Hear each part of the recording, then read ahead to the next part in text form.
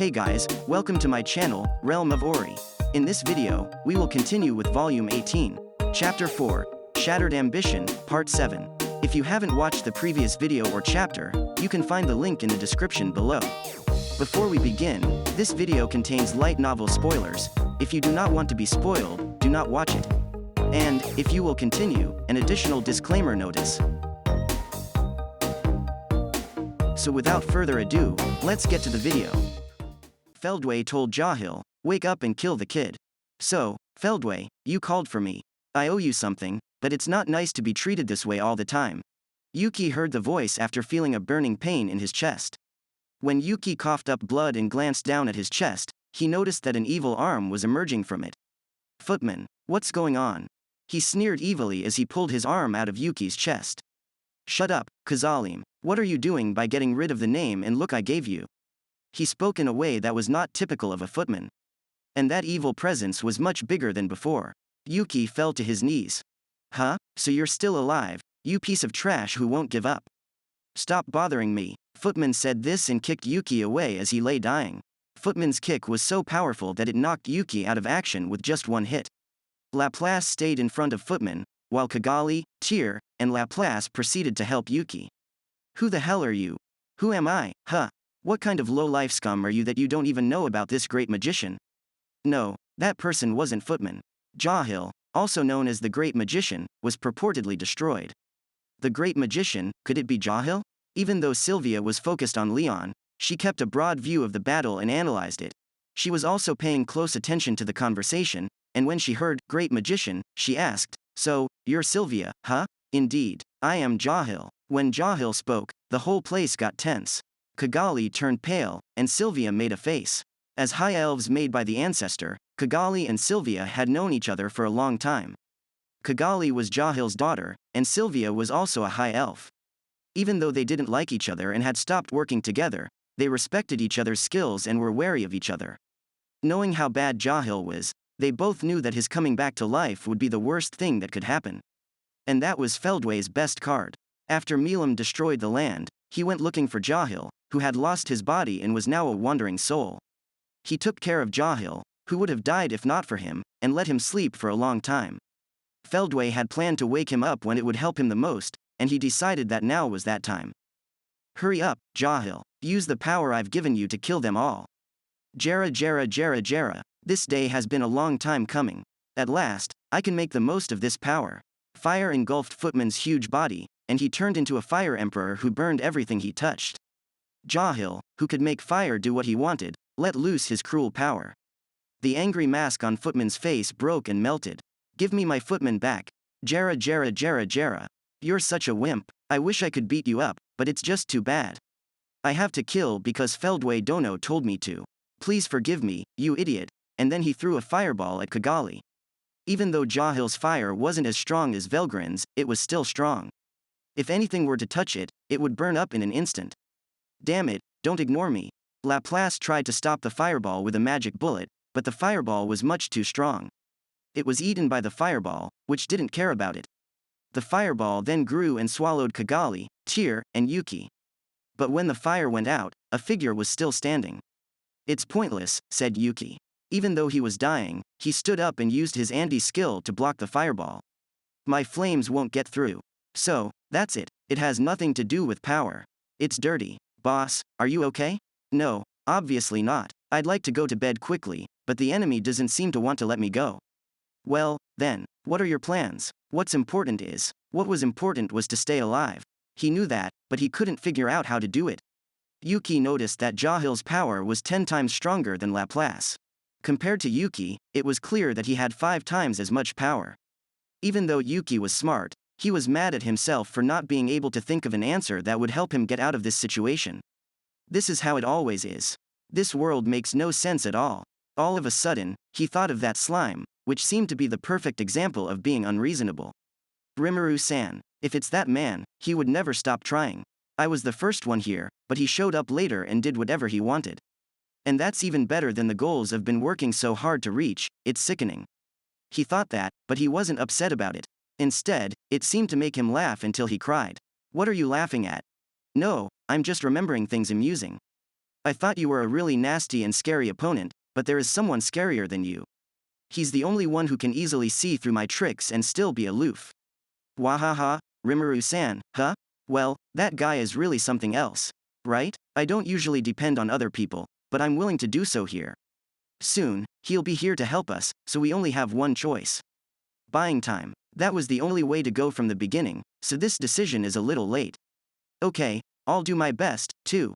Yuki, Laplace, Kagali, and Tyr. They were all facing Jahil, who had taken over Footman, and stood shoulder to shoulder.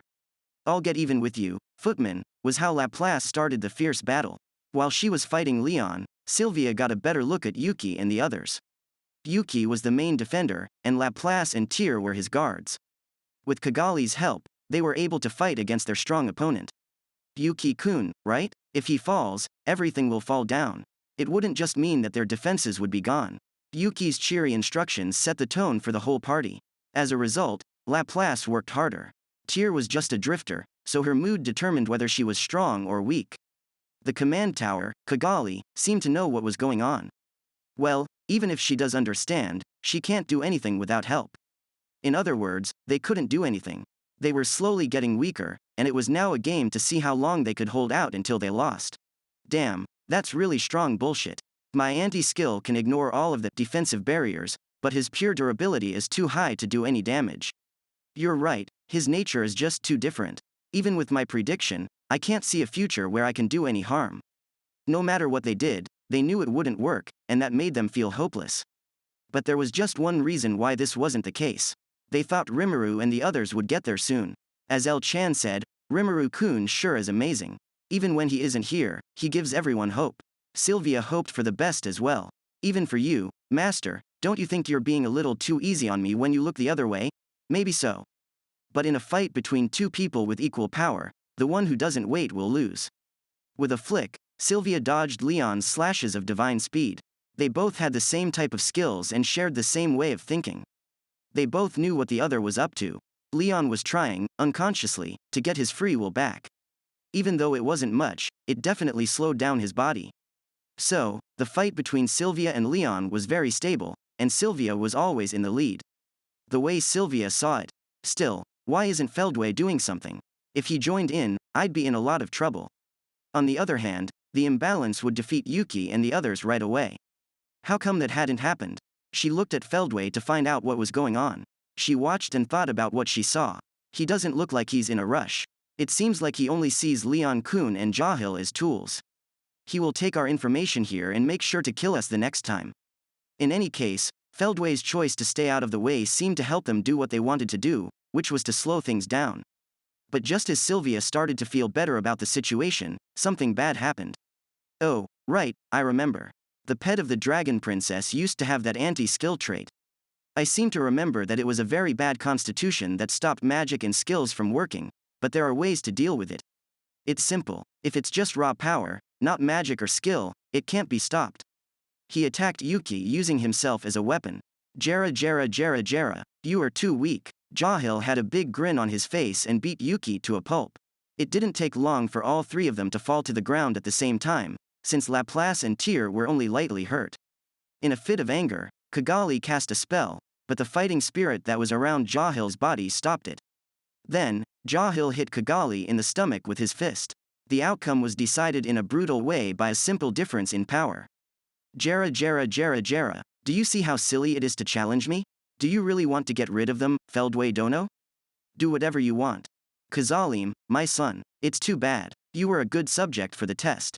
But don't worry, I'll have a new toy soon that will replace you right away. Jahil said this and started to gather power in his outstretched hands. Then, the pure fighting spirit swirled and grew into a huge amount of energy that could even warp space and time.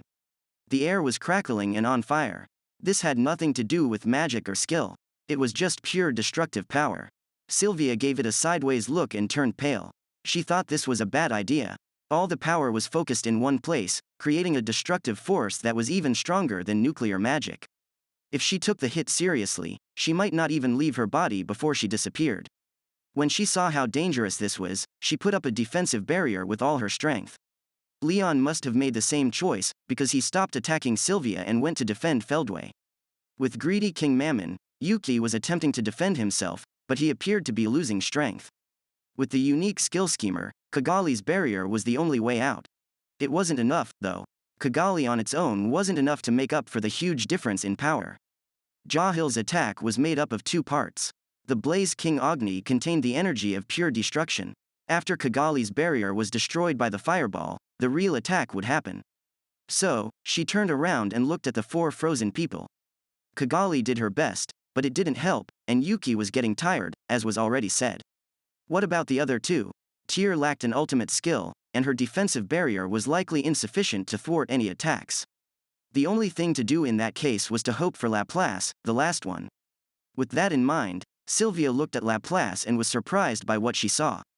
It was there underneath Laplace's broken mask. It was a familiar face.